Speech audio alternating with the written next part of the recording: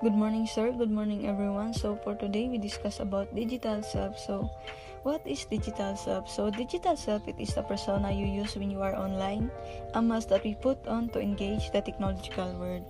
So when we say persona, it means the image or the personality that we present in public.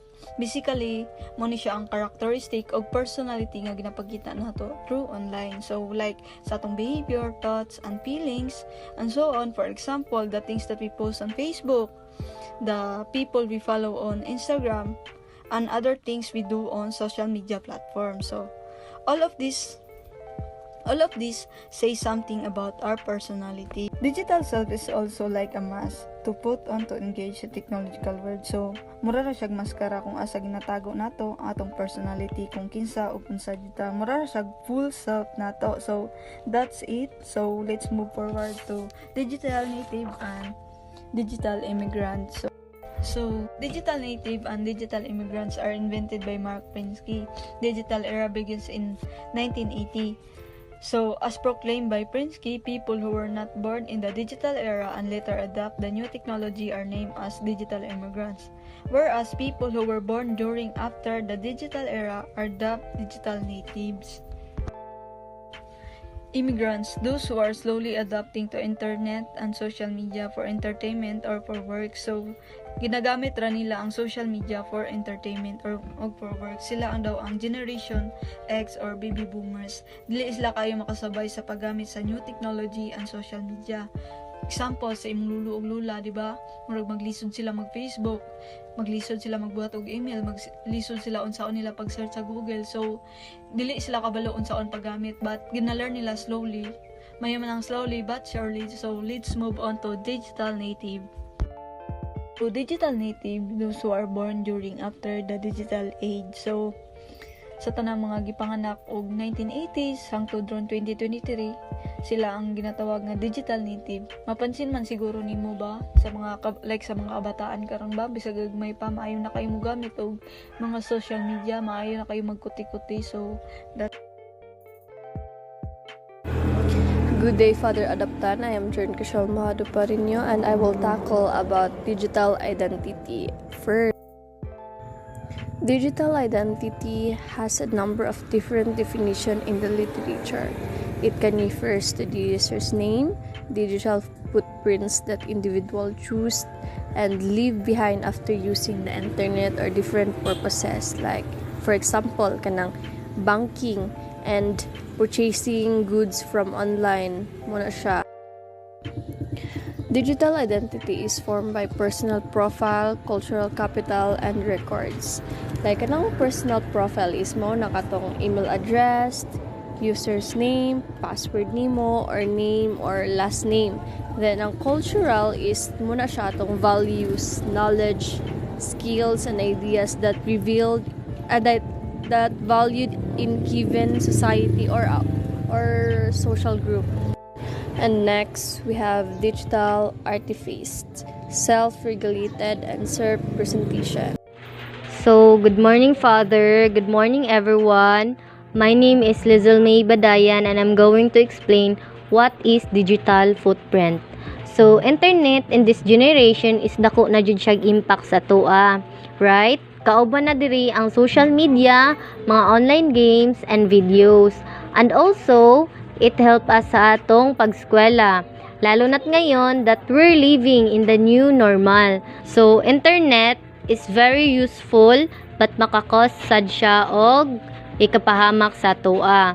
So guys, did you know that bawat galaw nato online is nagiiwan ng digital footprint? So, ang digital footprint is the information that exists on the internet about particular person as a result of their online activity. So, think of it as a record of all activities and interactions online. Your digital footprints paints a picture of you. It's your online identity. Once something is posted or shared online, it can be there forever. So we have to be critical about what we post and share, as this contribute to our online identity. to be responsible digital citizens, we have to make sure that we engage positively online. So first, stop and think. Usahay man good is gapadalos-dalos ta. We don't take the time to think about what we share or post that can get us into trouble. Think means asking ourselves in the information is true, helpful, inspiring, necessary, and kind. So the second is empathize. So empathy is the ability to understand and be sensitive of other people. Imagine how someone would react to your post and how you would feel about his or her reaction. Treat others like how you want to be treated, right? Going through these steps will help lead to positive online interactions and help build a positive online identity.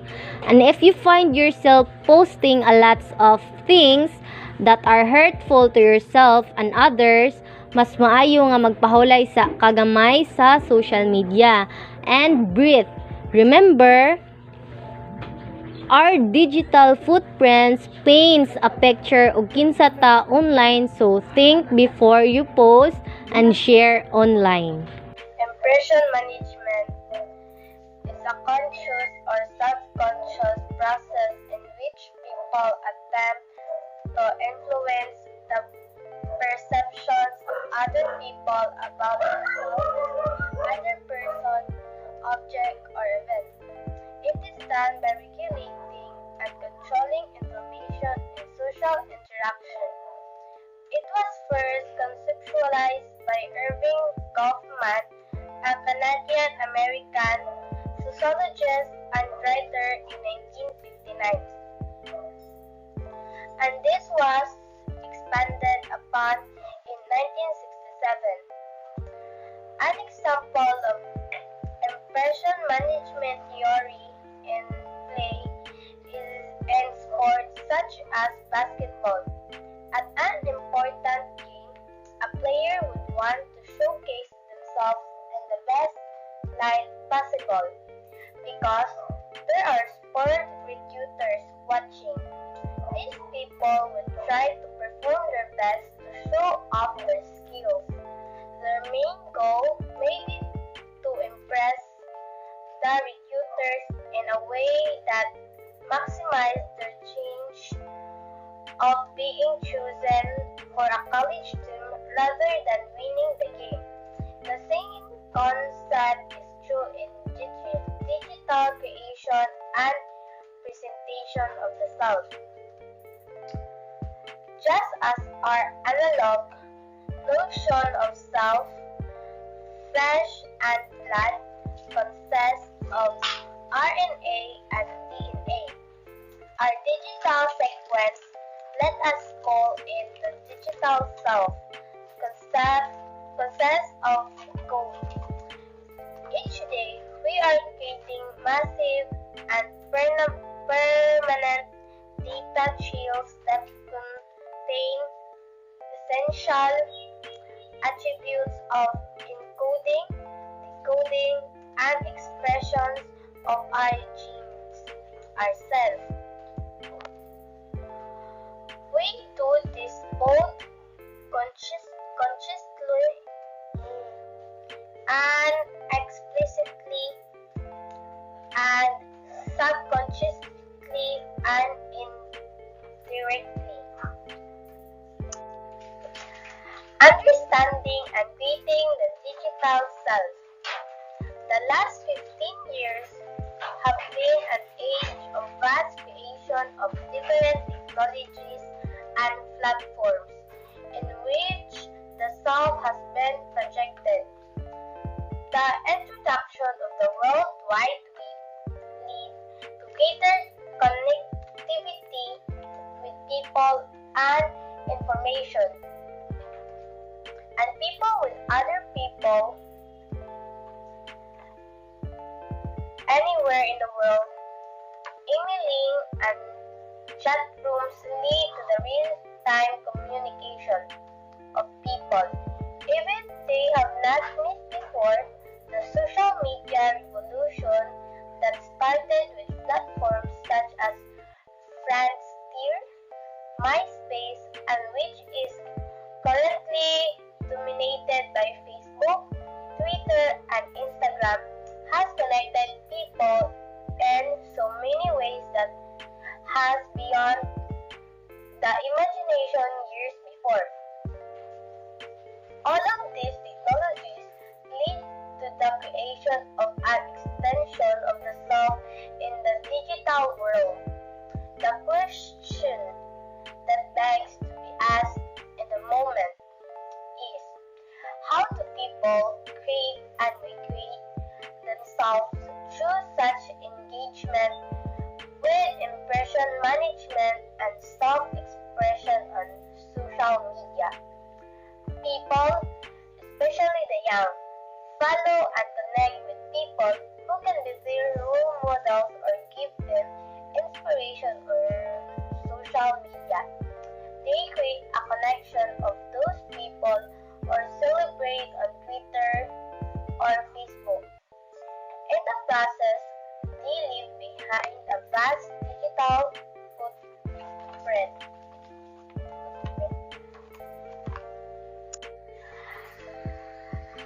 Implications of the creation of digital selves. In an article published in 2012 in Forbes magazine, it was to cite that women are now more active than men across major social media platforms such as Twitter, Pinterest, and Facebook, and have a stronger attachment to social networking than to men. This leads to the question if such engagement leads to negative effect of their psyche. Newsweek also recently features mounting evidence. This intense internet usage contributes to increased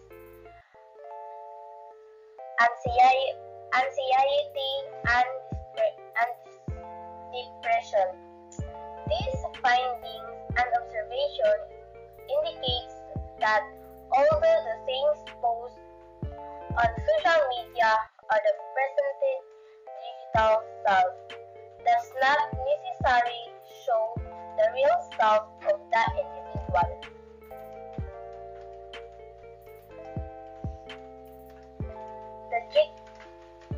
The digital self has present in social media also plays to people open of others in uncountable small-scale private performance that are socially mediated for public consumption of an often large scale.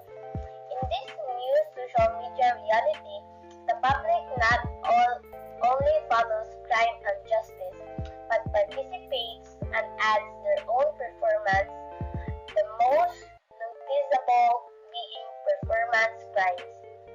In the article posted in the Catholic World Report, a website dedicated for the online dissemination of news, it was reported that even a high-ranking bishop was a victim of identity theft. The fake account includes the bishop in his vestments as a profile picture and him with a group of nuns of the background image. These incidents show the vulnerability of the digital self. Benefits of social media usage. Facebook and Twitter differs from the traditional web applications. Such pages are easy to create and edit, are easily accessible, promote, and support mobility. Have revealed that even a high-ranking bishop was a victim of identity theft. account includes the bishop in his vestments as a profile picture and him with a group of nuns of the background image. These incidents show the vulnerability of the digital soul. Benefits of social media usage. Facebook and Twitter differs from the traditional web applications. Such pages are easy to create and edit, are easily accessible, promote, and support mobility, have real-time communication, and are free or cost-effective. This benefit encourage the increasing adoption of these applications. Social media have the advantage of being real-time applications with the always-on data stream. There are many applications that offer information in real time. For example, the Whistler Resort, home to the 2010 Winter Olympics, offered snow updates via Twitter, enabling real-time decisions about skiing and snowboarding activities. Hello everyone, my name is Malin Ilario and my topic is about digital over physical. A digital identity has the potential to live forever, where in the physical world we are faced with death. We can say that digital identity has the potential to live forever because, for example, Facebook, Instagram, Twitter, etc. kanang dili naman jud na sila mawala. Kay even imo na siyang i-delete, pwede gyapon na ma-retrieve kung hanas lang ka magamit og computer. Unlike physical identity nga magkatigulang man ta nga mamatay jud ta. Online identity may remain dormant for decades and still have the potential to influence, inspire, and generate new concepts or thoughts.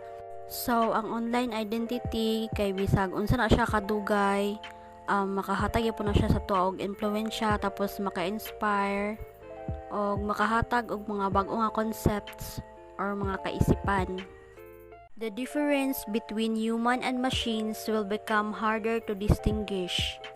For example, AI technologies, including natural language processing, computer vision, and machine learning, made significant strides.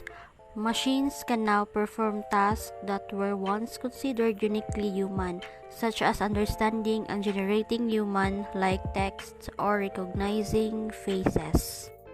Steps to creating a positive digital footprint. Number 1 is Google yourself. If anything comes up in your Google search that you wouldn't want anybody to see, remove it as soon as possible. This is beneficial for employment since prospective employers check potential employee how they project themselves to the world using Twitter, Facebook, and Pinterest, Instagram, etc. Number 2, use Facebook wisely. Check your privacy setting and make sure you know how others view your timeline. Don't post nude pictures or pictures of your drinking, and be aware of photos you're tagged in. Keep photos appropriate and refrain from posting any drunken selfies. So, aware man guro tano nga ang social media is for everyone. So, kung mag-post ka, tanang yun na sila makakita sa mong post. So, kung mag-post ka og mga picture or something, mga text, kanang tanawon sa nimo og tarong ba imuhang mga picture para dili pud ka maulawan. Number 3, take charge of your photos. Activate tag review settings so you don't get tagged in any photos or post without you being there to monitor and approve it. So, nakabantay mangguro mo karon no kanang sa ato ang timeline sa Facebook kanang di ba naay gapang tag sa tukaog kanang mga binastos nga mga video or mga pictures bisag kanang dili nato sila kaila kanang gapang tag yapon sila sa tua. So para ma-avoid nato na siya, kailangan i-activate nato tong tag review sa nga naa sa setting para kanang ug naay mang tag sa tuwa kanang mag-approve pa ta or kanang i-accept ba nimo or kanang dili. So mao to. Number 4, don't overshare. Avoid digital footprint trouble by keeping quiet about anything they wouldn't want to share with everyone in town. This includes usernames, pictures, addresses, and other important information. Keep a list of accounts, then delete and the ones you no longer use. Monitor linking accounts. When you link your Facebook or Twitter account to that news site, you may not realize or care at the moment what you're giving it access to. It's usually to use a secondary email address to sign up for news sites this kind of access. So kasagara sa tuwa is mauning kuan kanang problema nganong gakahak atong account kay kanang gapataka ratag tuplok og link mao na nga kanang ato ading ibutang na tong Facebook dito or Twitter, so mao nang hinungdan nga nung gaka hack ato ang account. So para kanang malikayan nato na dili lang ta magpataka og tuplok og mga link kay mao nang hinungdan nga nung gaka hack atong mga account. Use secondary email. It can be useful to have a secondary email address whether communicating with someone new or signing up for a new social media platform. Creating separate accounts so you can consistently remain positive public online spaces. So, importante gyapon nga natay secondary email para kanang dili pud kayo ta maglibog. So, ang nakatsada kung naa kay secondary email is kung ma-hack tong isa or kanang mawala kanang dili nimo ma-open or dili na nimo ma-retrieve na kay ikapuli. So the last one is think before you click. So ang example ani is kanang mag-post kag picture. So kung mag-post kag picture naon sa nimo og kani ba nga picture is kanang maayo ba ni sa pananaw sa uban, kanang dili ba ni makadaot sa imo, or kanang wala ba ni negative nga effect sa imuha, kana pong mag-send ka og message kanang hunaon-naon pud nimo og maayo og kana ba nga message kanang dili ba na makasakit sa kanang buot sa usa ka tawo, kanang dili sila madaot or something. So tanan man tanay rights magamit og kanang social media, so kanang hunaon-naon na nato maayo kanang gamiton po nato sa maayo o dili ta makapasakit sa ubang tao para maayo sa dang ilang pagtagad sa tua. And that's all. Thank you. Good day, classmates. Good day, Sir Father Leonardo. I am Jason Tantano, and let's talk about my social media. Social media can help in making new connections as well as keeping in touch with friends. So ang social media nagpasabot na pinaagi sa interaksyon sa mga tao kung asa sila nagbuhat and share or pamaagi sa pagbaylohanay og mga impormasyon og ideas in virtual communities and network. Through these social media like Viber, Facebook, Instagram, Messenger, and Telegram can help us informing ourselves to everyone.